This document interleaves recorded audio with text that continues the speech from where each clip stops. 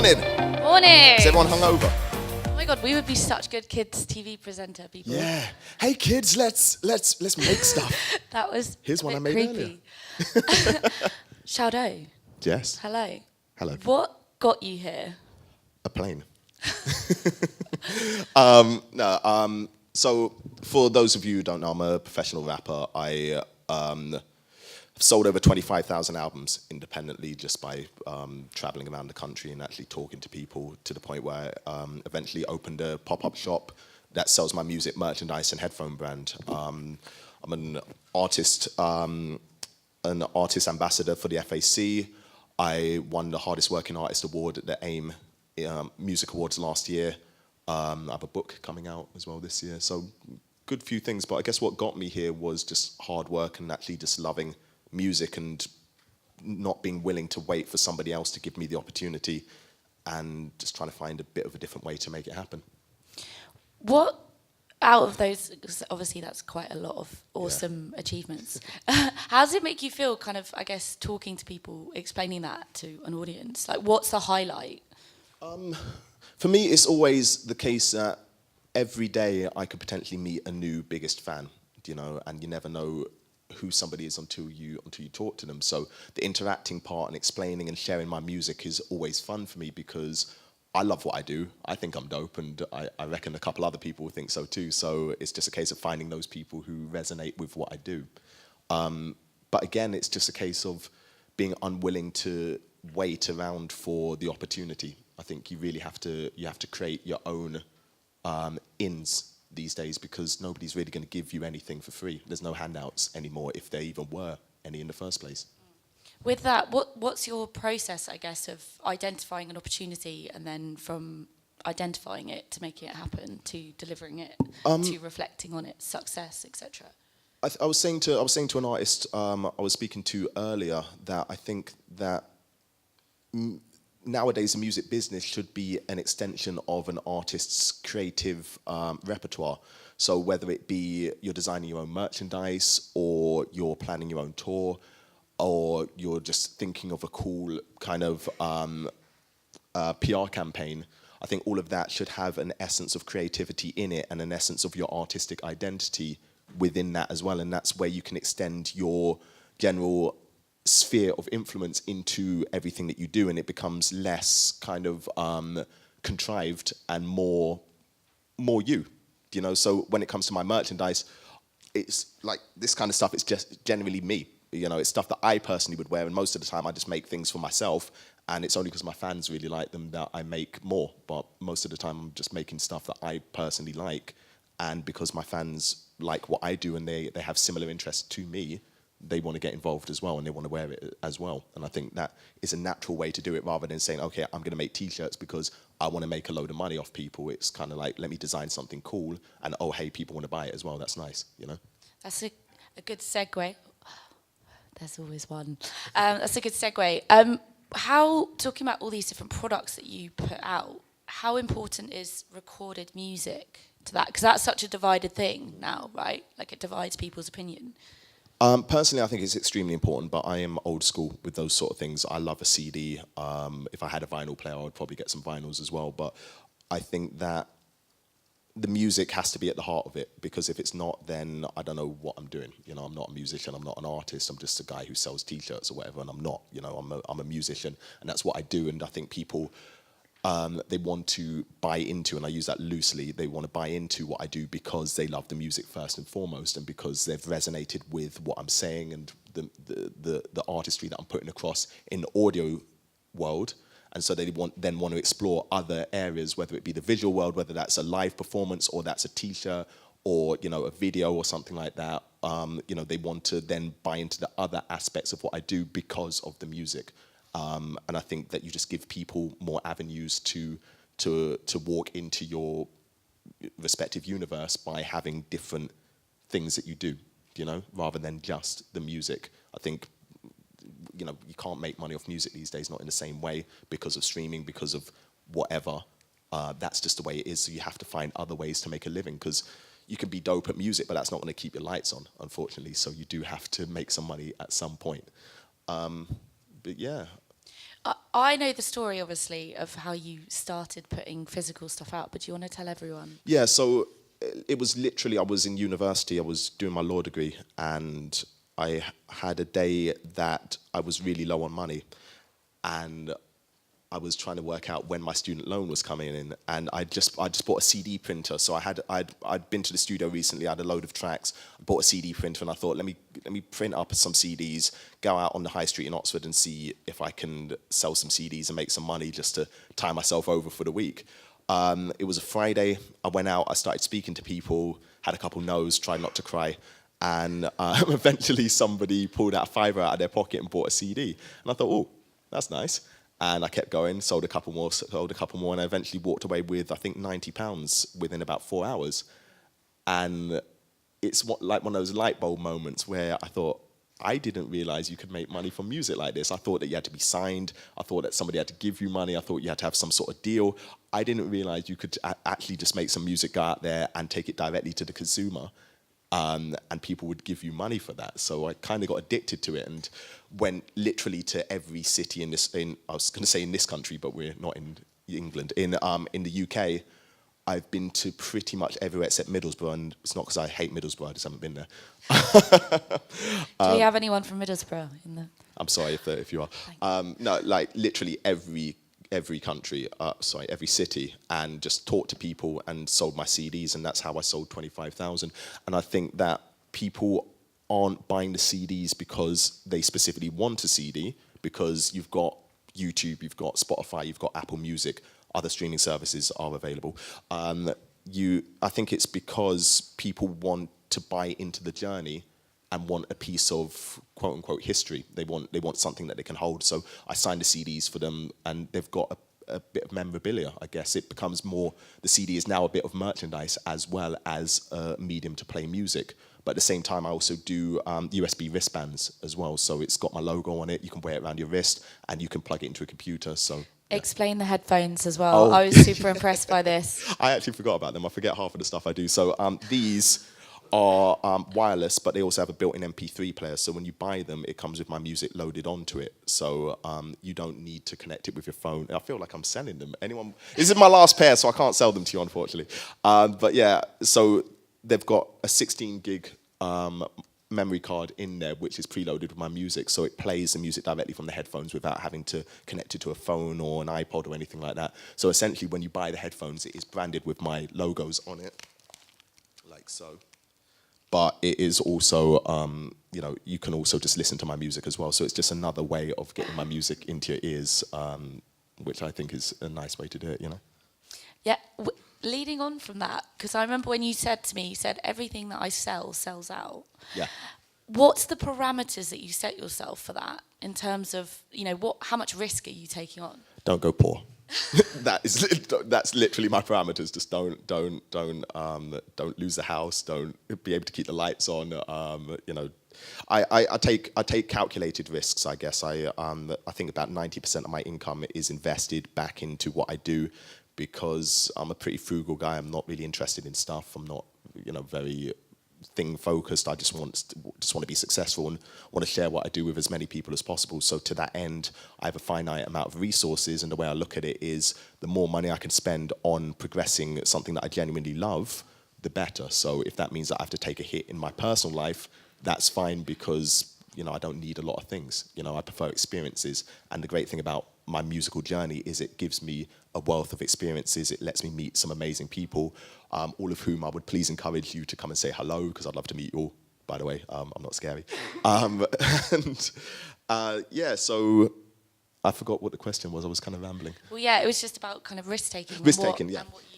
So, yeah, I think it's just generally, what can I know my limits. So I always try and set something which is just above what I feel I'm capable of. So end of last year, I did a pop-up shop in the Derby shopping centre in the Into Derby. If anybody knows that area, it's quite a big shopping centre. I was there from the 25th of November until the 31st of December, and I had 2 days off, one of which was Christmas. And most of generally the hours were about 9 a.m. till 9 p.m. So I was dead afterwards, but it was entirely necessary, and it was a risk to my health, but it was a risk that I knew I could take. So now my new risk for this year is I'm planning my own tour, just a short, like 3-date tour, just around the country. I'm funding it all myself, running it entirely myself, and making sure that everything is done myself, because I really want to understand the live arena and understand how to get people into the room, and I'm going to be at that panel later. It's a risk, it's a new risk for me, because it's an area that I haven't gotten into yet, but I know that based on my skill set, I can handle it. It's just that it's a lot of money to spend, it's a lot of time to be spending on it. So I think you just kind of get good at one thing, and then you start adding more things, add something else, and you just kind of build it naturally until you're doing like 5 to 10 things at once, and you're like, oh, how did I do that, you know? Is there any risk you've decided not to take? I wanted to, at one point, travel around Europe and just sell CDs in different countries. I just wanted to start in like Germany and just move around Germany and then jump on a train to another country and do that. And that was something I was super interested in, but I felt that the language barrier would have been more of an issue. I taught myself French, but my French is not... Oh, did I not say that? Sorry. Yeah, like I said, I forget a lot of stuff. So yeah, I taught myself French, but my French is not... I can actually sell CDs in French, which I have done, but it's not to a standard where I could get along well enough. And then I wanted to go to Asia and, you know, really start my music career in Japan, so I taught myself Japanese, and I went out there 2 years ago to perform, but I didn't feel it was the right time for me to do so. I felt that the UK, I needed to really establish myself there first of all. So a lot of the stuff is just grander plans that I want to do that I just don't feel I'm ready to do yet.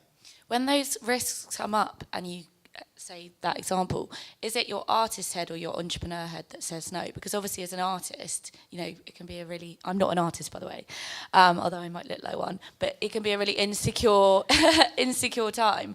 So some things, you know, some risks might not be taken for that reason. Is your artist head on or your entrepreneur head on when you're making those decisions? I think, you know, if my artist head was constantly on, I would just be doing the maddest things, you know, just, hey, listen, like I met one guy from America and he was like, yeah, let's go to America and travel around and sell CDs. I was like, yeah, let's go. And I thought, actually, you know, I have bills to pay and I can't really afford to do that right now. So you have to kind of be realistic about stuff as well. But I think that the artist side of me just wants to do all the cool things, but it's trying to target those cool things into a structure so that I'm not just doing random things, because, okay, if I run off to America last year, then I wouldn't have been in England to focus on, you know, getting the AIM award and to do certain other things that I have done, which I'm really, really glad that I've done.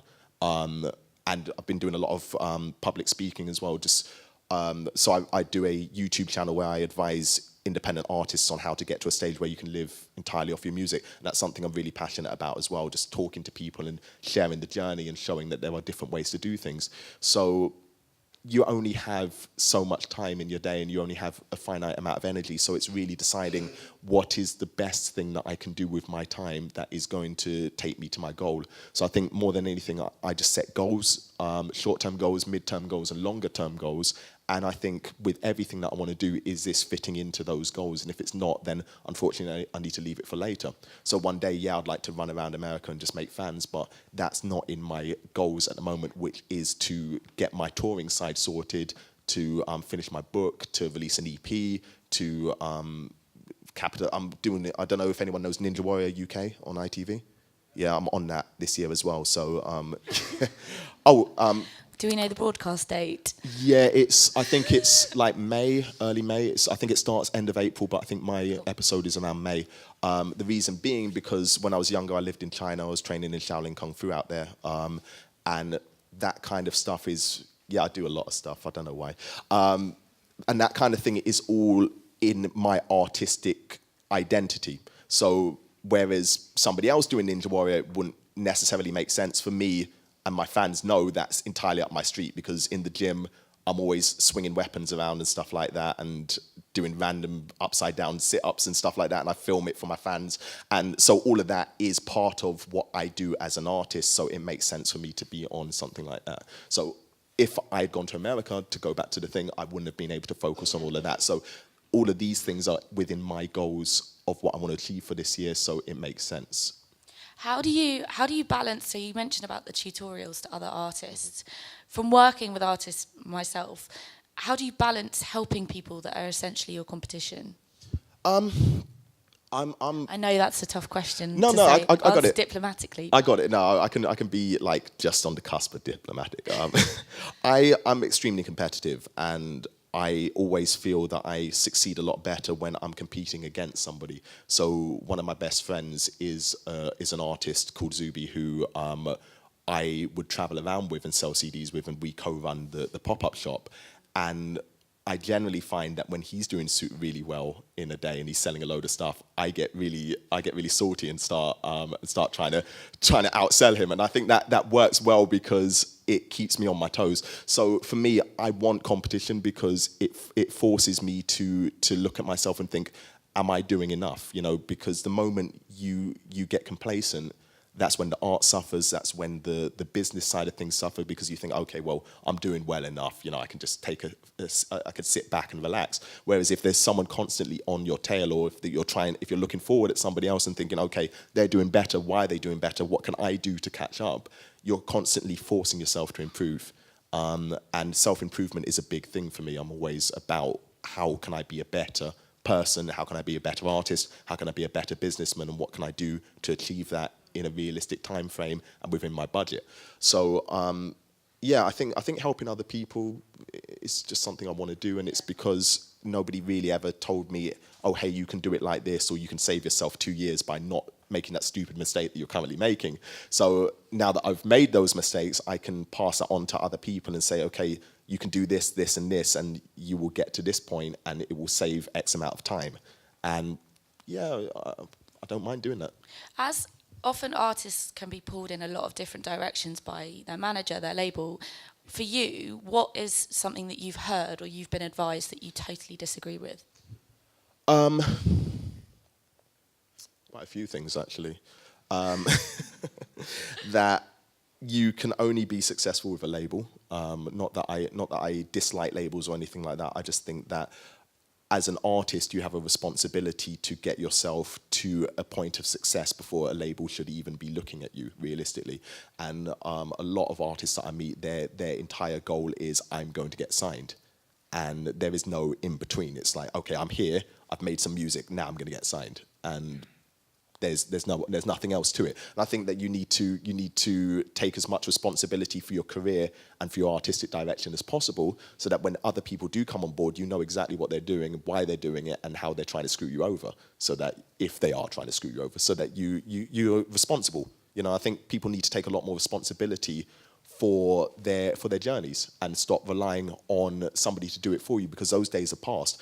You don't get those development contracts that you used to get. You don't get those deals where you get signed and it's kind of like, oh, well, let's see what happens. People want to make money, and you have to be realistic about that and understand that if you're signing to a label, they're going to want to get their investment back off you. So if you haven't got yourself to a position where that's feasible and viable, then you're going to be dropped very quickly or shelved. And you just have to be realistic, I think. Yeah. Obviously, you've done it yourself. Do you think it's easier now? So say if you were to start tomorrow and you didn't go through the process of buying a CD printer and things like that, do you think it's easier or harder now for an artist to break through? Harder in the way that I've done it. Had I started maybe about 5 years before, when YouTube wasn't a thing and iTunes wasn't a thing, I would probably be a millionaire or something, because people wouldn't have had opportunities to buy the music anywhere else.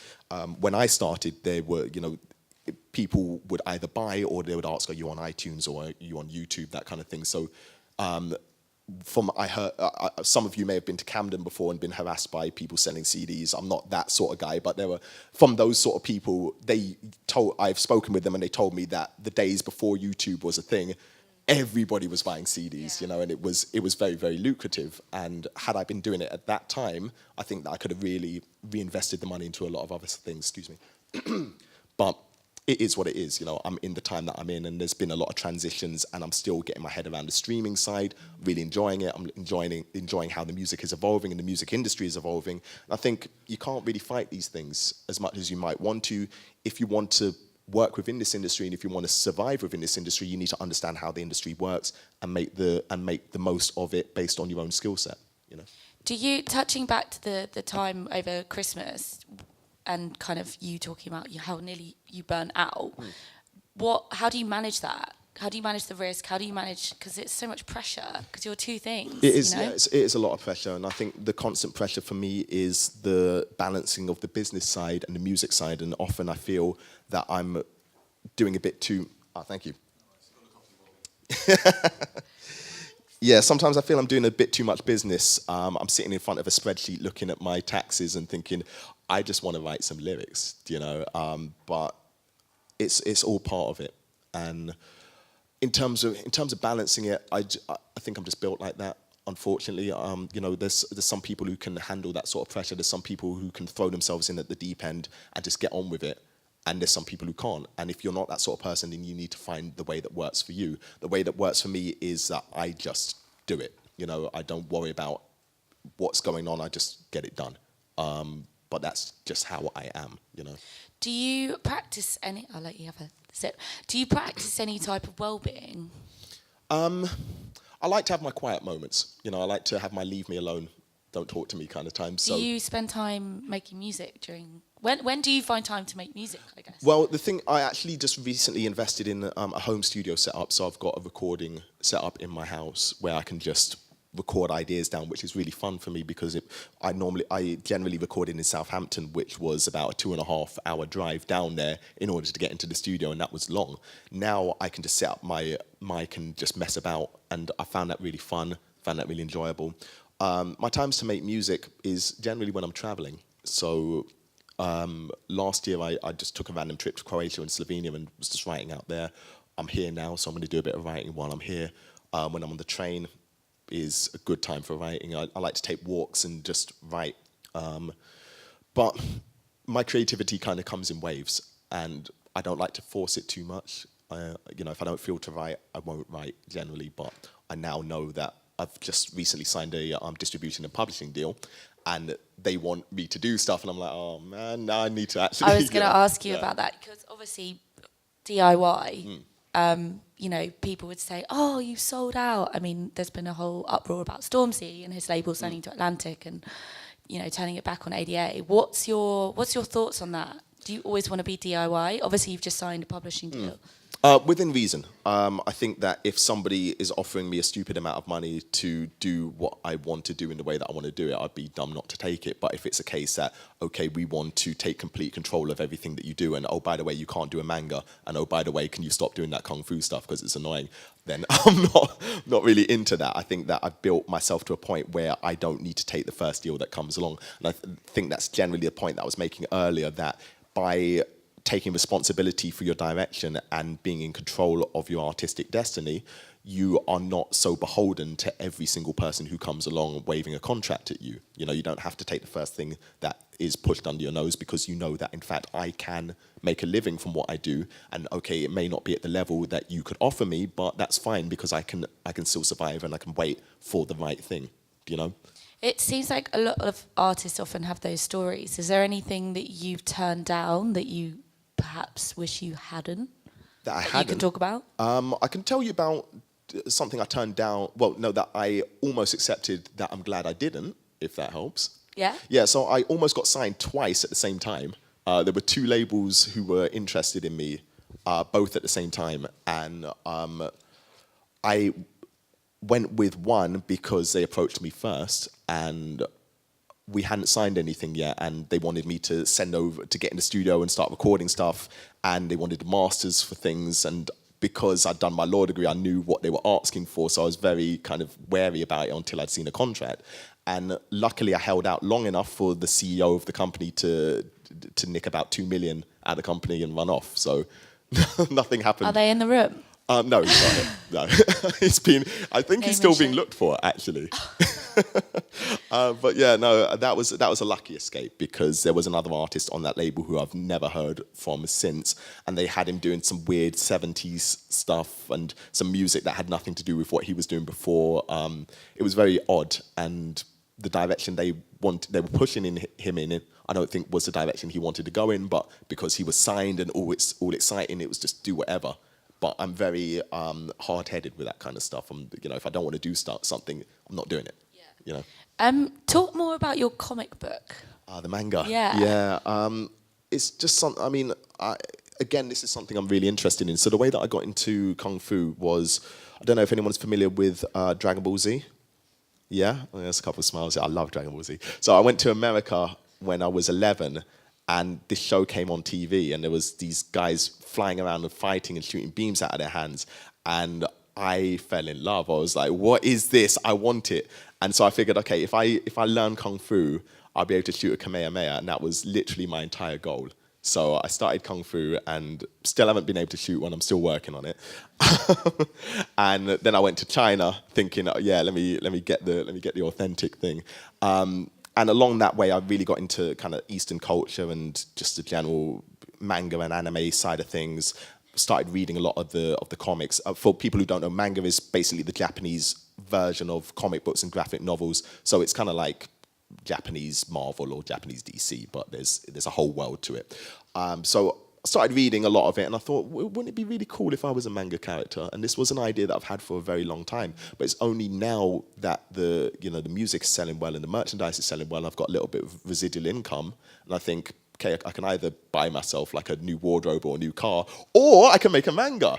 And so I did that.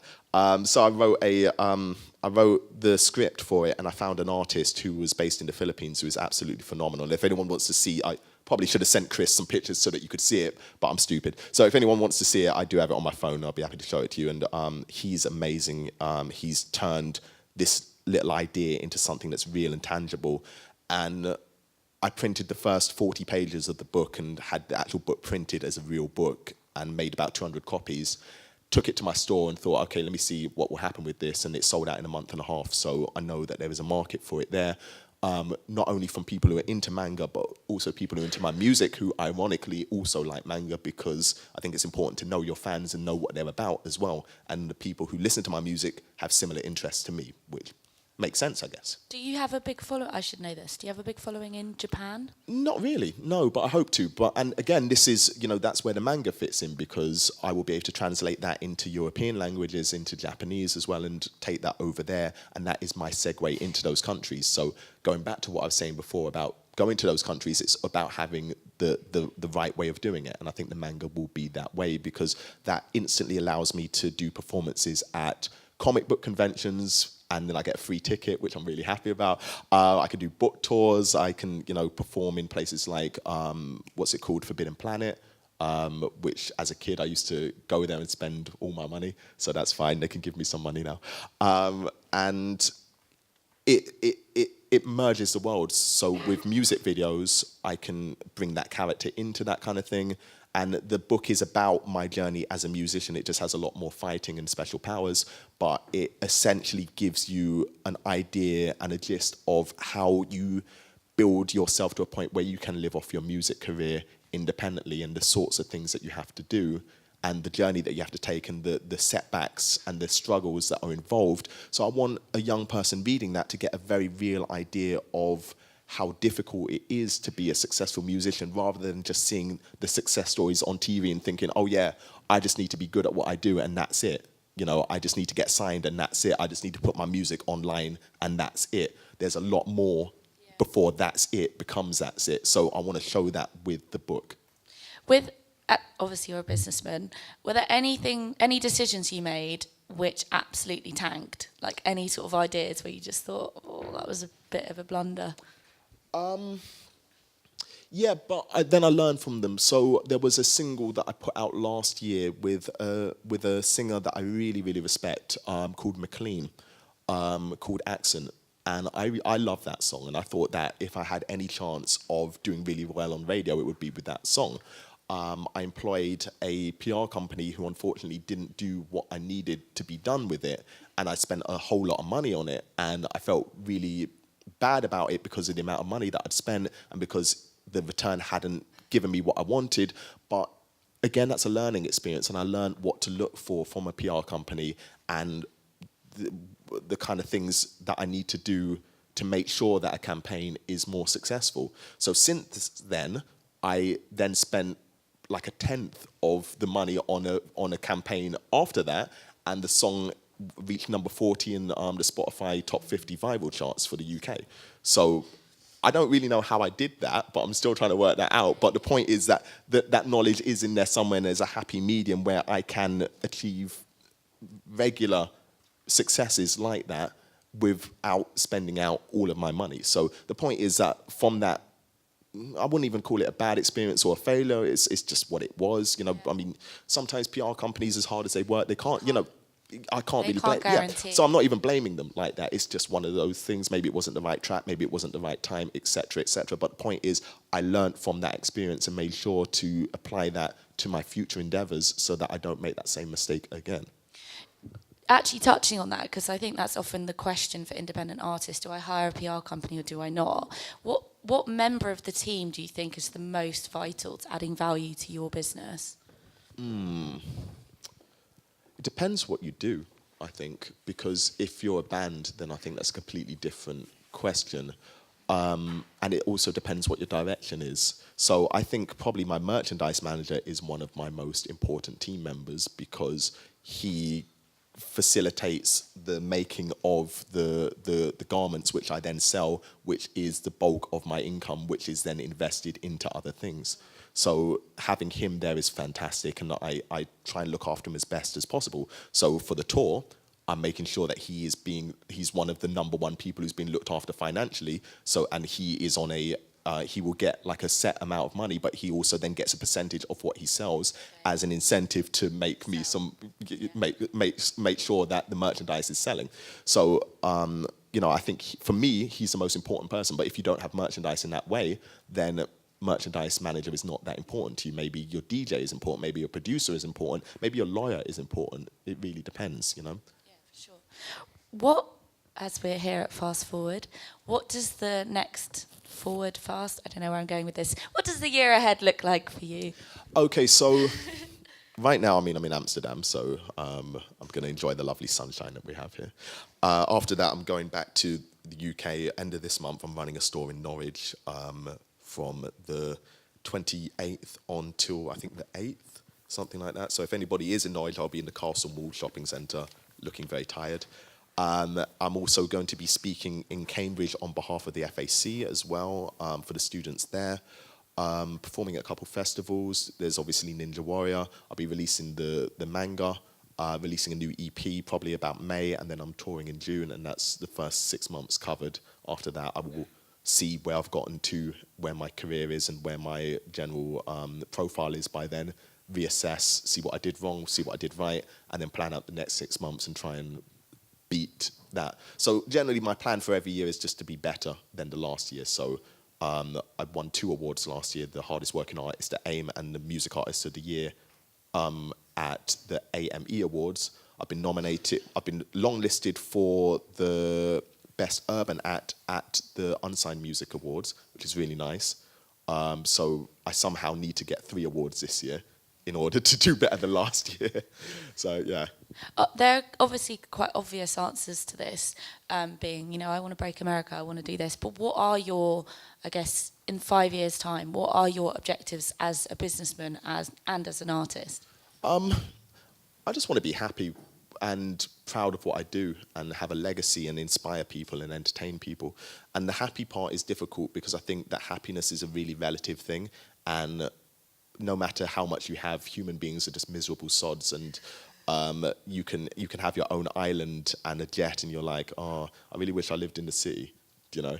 I think that happiness is a transient thing, and if you chase happiness, you're going to be constantly chasing that. So I think I just want to just inspire and entertain generally, and have the freedom to do largely what I want in a creative field.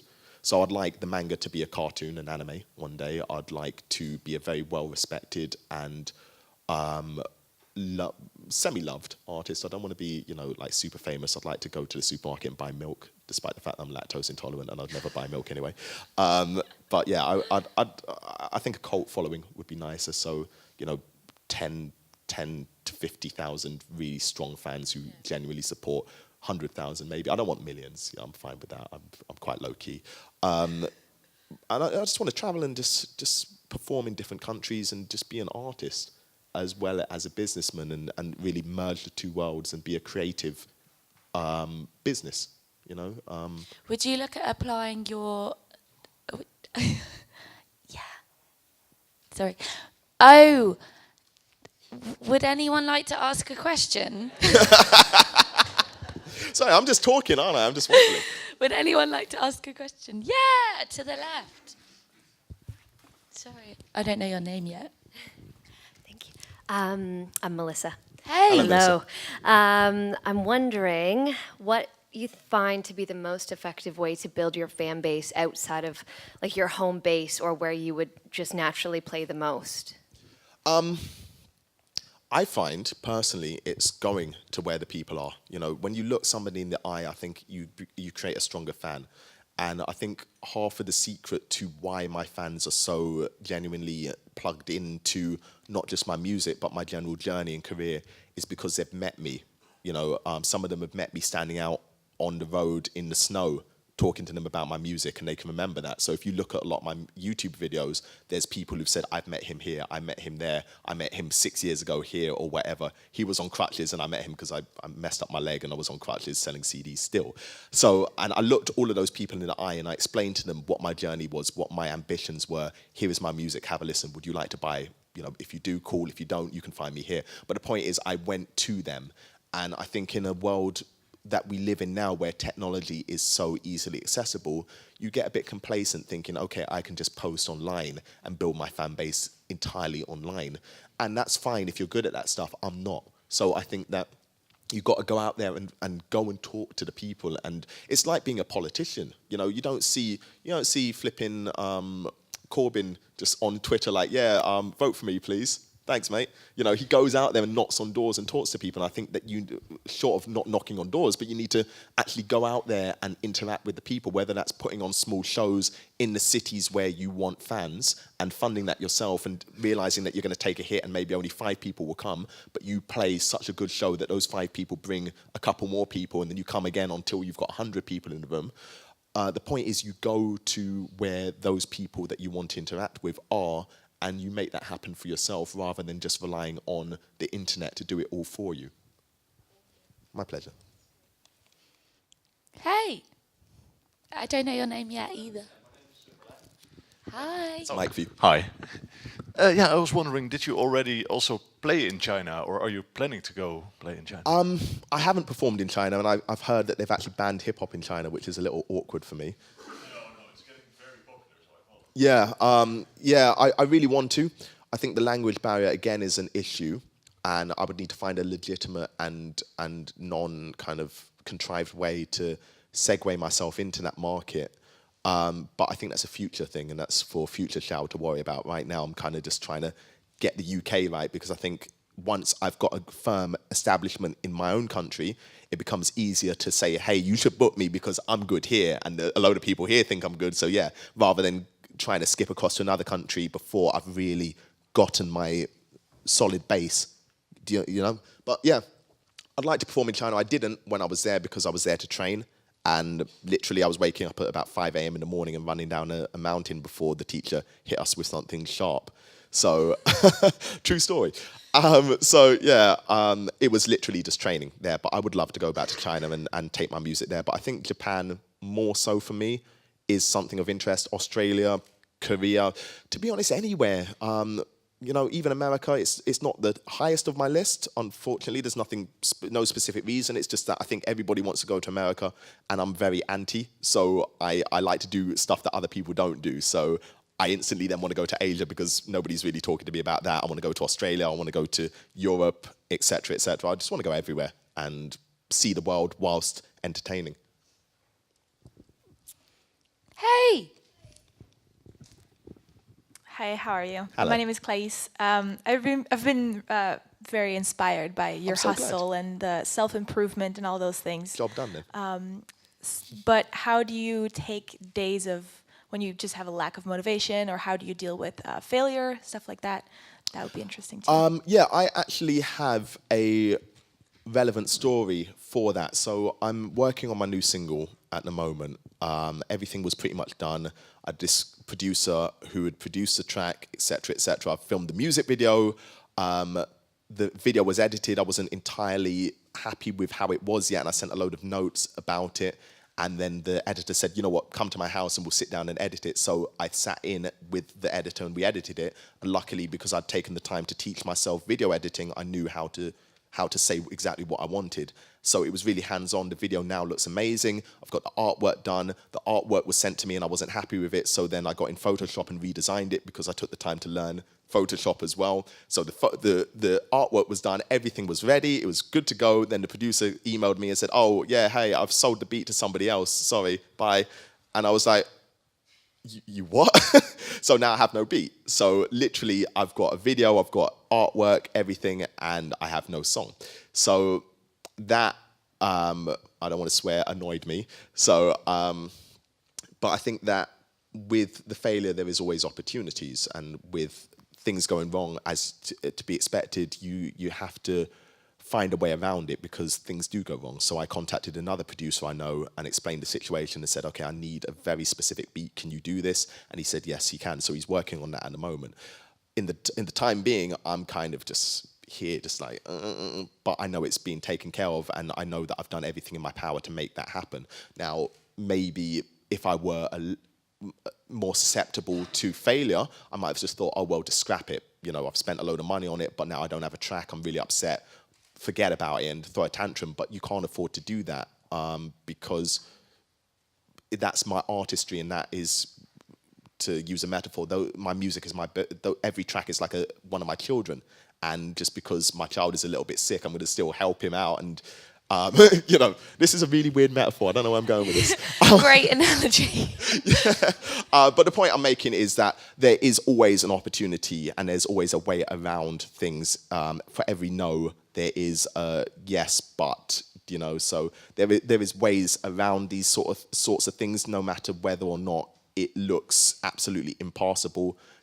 It's workable, I think. And in terms of my days off, if I have more than about 3 days off, I start feeling really weird and start questioning my life. Like, what am I doing?